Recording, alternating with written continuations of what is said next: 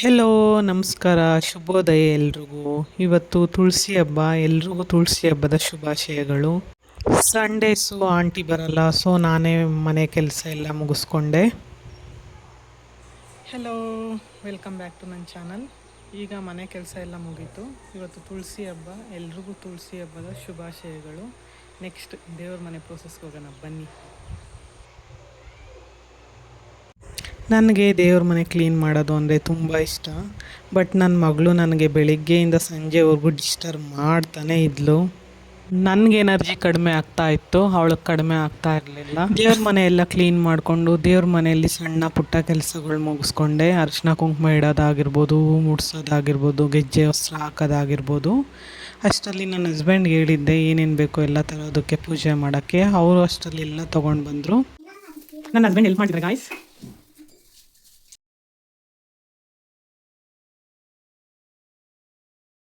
ಇನ್ನೊಂದು ಕಡೆ ಅಜ್ಜಿ ಮತ್ತು ಮೊಮ್ಮಗಳು ತುಳಸಿ ಪಾಟ್ಗೆ ಸುಣ್ಣ ಹಚ್ತಾ ಇದ್ರು. ನನಗೆ ದೇವ್ರ ಪೂಜೆ ಮಾಡೋದು ಮತ್ತು ದೇವ್ರ ಮನೆ ಕ್ಲೀನ್ ಮಾಡೋದು, ಹಬ್ಬಗಳು ಮಾಡೋದು ಅಂದರೆ ತುಂಬ ಇಷ್ಟ. ಅದರಲ್ಲೂ ಹೆಣ್ಣು ದೇವ್ರನ್ನ ಏನು ಆರಾಧಿಸ್ತಾರೆ, ಲೈಕ್ ವರಮಹಾಲಕ್ಷ್ಮಿ ಹಬ್ಬ ಆಗಿರ್ಬೋದು, ನವರಾತ್ರಿ ಟೈಮ್ ಆಗಿರ್ಬೋದು, ತುಳಸಿ ಮಾತೆದು ಪೂಜೆಗಳಾಗಿರ್ಬೋದು. ನನ್ನ ಮಗಳು ಹುಟ್ಟಿದ ಮೇಲೆ ಇದು ಎಲ್ಲ ಸ್ವಲ್ಪ ಜಾಸ್ತಿ ಆಗಿದೆ ಮತ್ತು ಕ್ಯೂರಿಯಾಸಿಟಿ ಜಾಸ್ತಿ ಆಗಿದೆ. ನಾವು ಮೊದಲಿಂದನೂ ತುಳಸಿ ಹಬ್ಬದಲ್ಲಿ ಸೀರೆ ಉಡಿಸಿ ಅಭ್ಯಾಸ. ಸೊ ನಾನು ನಮ್ಮ ಅತ್ತೆ ಇಬ್ಬರು ಸೇರಿಕೊಂಡು ಸೀರೆ ಉಡಿಸ್ತಾ ಇದ್ವಿ ತುಳಸಿಗೆ. ಸೊ ಫೈನಲ್ ಲುಕ್ಕು ಹೀಗಿತ್ತು. ತುಳಸಿ ಹಬ್ಬ ಅಂದರೆ ತುಳಸಿ ಮಾತೆಗೂ ಮತ್ತು ಕೃಷ್ಣ ದೇವ್ರಿಗೂ ವಿವಾಹ ಮಾಡಿಸೋದು. ಇದು ಕಾರ್ತಿಕ ಮಾಸದ ಶುಕ್ಲ ಪಕ್ಷದ ದ್ವಾದಶಿ ದಿನ ನಾವು ತುಳಸಿ ವಿವಾಹ ಮಾಡ್ತೀವಿ. ತುಳಸಿ ಅಂದರೆ ಒಳ್ಳೆ ಪರಮ ಪವಿತ್ರ, ರೋಗಕ್ಕೂ ಮದ್ದು, ಆರೋಗ್ಯಕ್ಕೂ ಒಳ್ಳೆಯದು. ತುಳಸಿ ಸಹಜವಾಗಿ ಎಲ್ಲರ ಮನೆಯಲ್ಲೂ ಇದ್ದೇ ಇರುತ್ತೆ. ತುಳಸಿ ಹಬ್ಬ ಅಂದರೆ ಬೆಟ್ಟದ ನಲ್ಲಿಕಾಯಿ ಗಿಡ ಮತ್ತು ಬೆಟ್ಟದ ನಲ್ಲಿಕಾಯಿ ತುಂಬ ಪ್ರಮುಖ ಪಾತ್ರ.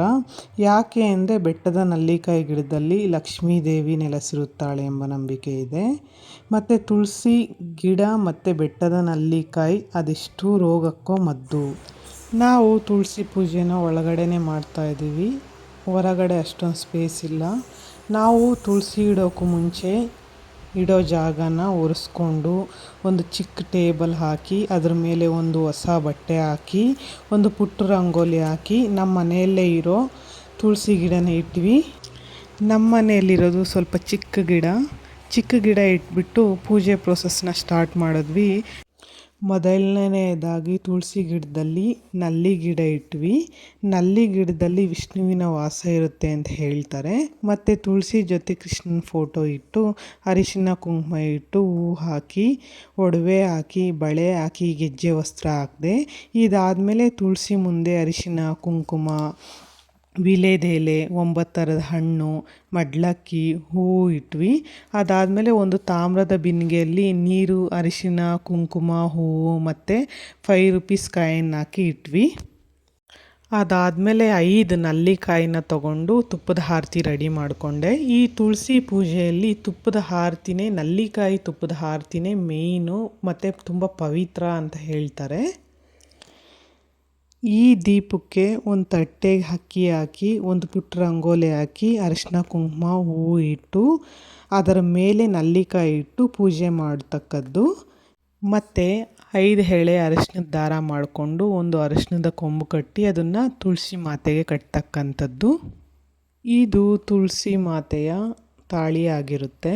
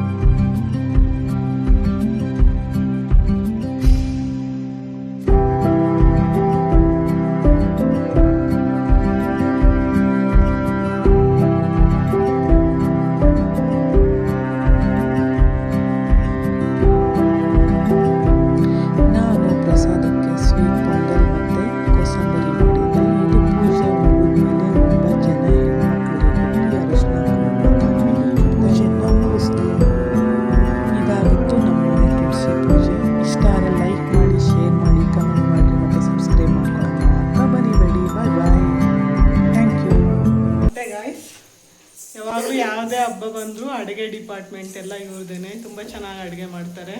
ಅಮ್ಮ ಇದು ಚಾನಲ್ನ ಲೈಕ್ ಮಾಡಿ, ಶೇರ್ ಮಾಡಿ, ಸಬ್ಸ್ಕ್ರೈಬ್ ಮಾಡಿ ಅಂತ.